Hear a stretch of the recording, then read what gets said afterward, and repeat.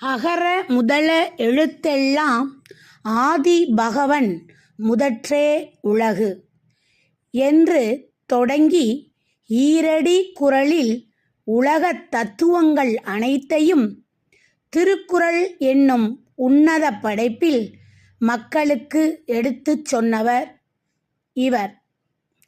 உலகளாவிய தத்துவங்களைக் கொண்ட திருக்குறளை படைத்து உலக இலக்கிய அரங்கில் தமிழ் மொழிக்கென்று ஓர் உயர்ந்த இடத்தை நிலைபெறச் செய்தவர் இவர். உலக மக்களால் தெய்வப் புலவர், பொய்யில் புலவர், நாயனார், தேவர், சென்னா போதார், பெருநாவலர், பொய்யா மொழி புலவர் என்றெல்லாம் பல பெயர்களில் அழைக்கப்படுகிறார். அவர் எழுதிய திருக்குறள் வாழ்வியலின் எல்லா அங்கங்களையும் இனம், மொழி, பாலின பேதங்களின்றி காலம் கடந்தும் பொருந்துவது போல் கூறியுள்ளதால் திருக்குறளை சிறப்பிக்கும் விதமாக உலக பொதுமறை, முப்பால், ஈரடி நூல், உத்தரவேதம், தெய்வ நூல், பொதுமறை, பொய்யா மொழி, வாயுரை வாழ்த்து, தமிழ் மறை, திருவள்ளுவம் போன்ற பல பெயர்களால் சிறப்பித்து அழைக்கின்றனர். திருவள்ளுவர் வாழ்ந்த காலம் 2ஆம் நூற்றாண்டு முதல் 8ஆம் நூற்றாண்டு வரையிலான இடைப்பட்ட காலம். இவர் பிறந்த நாடு இந்தியா, தமிழ்நாட்டில் மயிலாப்பூர் என்ற இடம். திருக்குறளை எழுதி உலக இலக்கிய அரங்கில் தமிழர்கள் பெருமிதமாக நெஞ்சம் நிமிர நிற்கும்படி செய்த உன்னத படைப்பாளி திருவள்ளுவர். தன் அறிவாலும் மற்றும் சிந்தனையாலும் அவர் எழுதிய திருக்குறள் உலக புகழ்பெற்ற இலக்கியமாக மாறி தமிழர்களுக்கு பெருமையை தேடித் தந்திருக்கிறது என்று சொன்னால் அது மிகையாகாது.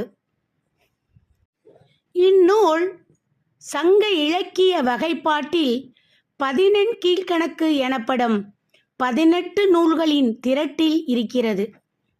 மேலும் வாழ்வியலின் எல்லா அங்கங்களையும் இனம், மொழி, பாலின பேதங்களின்றி காலம் கடந்தும் பொருந்துவது போல் கூறியுள்ளதால் திருக்குறளை சிறப்பிக்கும் விதமாக உலக பொதுமறை, முப்பால், ஈரடி நூல், உத்தரவேதம், தெய்வ நூல், பொதுமறை, பொய்யாமொழி, வாயுரை வாழ்த்து, தமிழ் மறை, திருவள்ளுவம் போன்ற பல பெயர்களால் சிறப்பித்து அழைக்கின்றனர்.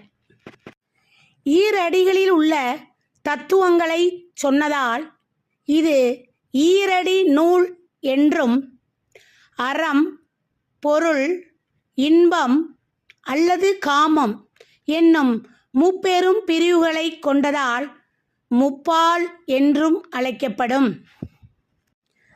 மனிதர்கள் தம் அகவாழ்விலும் சுமூகமாக கூடி வாழவும், புற வாழ்விலும் இன்பமுடனும் இசைவுடனும் நலமுடனும் வாழவும் தேவையான அடிப்படை பண்புகளை விளக்குகிறது திருக்குறள். இந்நூல் அறத்துப்பால், பொருட்பால் மற்றும் காமத்துப்பால் என்ற இன்பத்துப்பால் என்னும் 3 பெரும் பிரிவுகளை கொண்டது. அறத்துப்பால் முதல் பிரிவான அறத்துப்பாலில் மனசாட்சி மற்றும் மரியாதை, நல்ல நடத்தை போன்றவற்றை பாயிரவியல், இல்லறவியல், துறவறவியல், ஊழியல் என்ற உட்பிரிவுகளில் தெளிவாக எடுத்துரைக்கிறார். பொருட்பால் 2வது பிரிவான பொருட்பாலில் உலக விவகாரங்களில் எவ்வாறு சரியான முறையில் நடந்து கொள்வது என்பதனை அரசியல், அமைச்சியல், அங்கவியல், ஒளிவியல் போன்ற உட்பிரிவுகளில் விளக்கியுள்ளார். இன்பத்துப்பால். மூன்றாவது பிரிவான இன்பத்துப்பால் அல்லது காமத்துப்பாலில் ஆண்கள் மற்றும் பெண்களுக்கு இடையே ஆன காதல் மற்றும் இன்பத்தை தெளிவாக களவியல், கற்பியல் என்ற தலைப்புகளில் எடுத்துரைக்கிறார். முதல் பிரிவான அறத்துப்பாலில் 38 அத்தியாயங்களும், இரண்டாவது பிரிவான பொருள்பாலில் 70 அத்தியாயங்களும் மற்றும் மூன்றாவது பிரிவான இன்பத்துப்பாலில் 25 அத்தியாயங்களும் உள்ளன. ஒவ்வொரு அத்தியாயத்தில் 10 ஈரடி குறள்கள் என மொத்தம் 1330 குறள்கள் உள்ளன.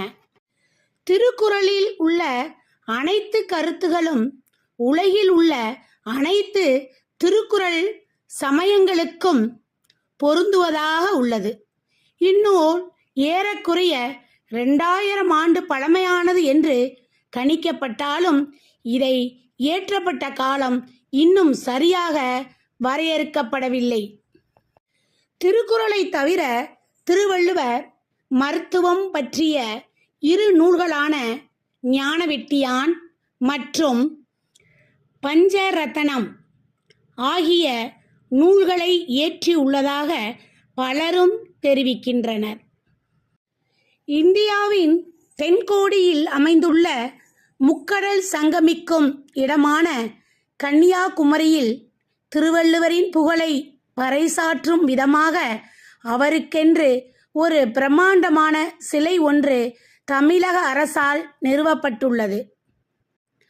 133 அடி உயரமுள்ள இச்சிலை 30 அடி உயரமுள்ள பாறை மீது அமைந்துள்ளது.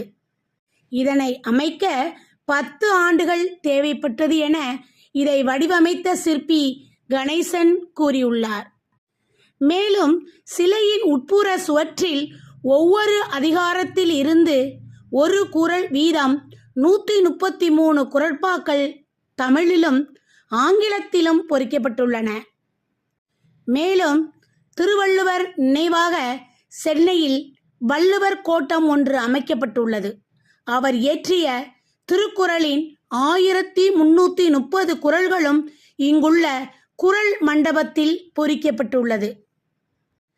லண்டனில் உள்ள ரசல் ஸ்கொயரில் இருக்கும் ஸ்கூல் ஆஃப் ஓரியண்டல் மற்றும் ஆப்பிரிக்கன் ஸ்டடீஸ் என்னும் கல்வி நிறுவனத்தில் அவரது திருவுருவச் சிலை நிறுவப்பட்டுள்ளது. திருவள்ளுவர் மறைந்தாலும் அவர் படைத்த திருக்குறள் என்னும் உன்னதமான நூல் எக்கால மனிதர்களுக்கும் ஓர் வழிகாட்டியாக இருந்து தமிழர்களின் புகழையும் உலகளவில் ஓங்கச் செய்கிறது. நன்றி.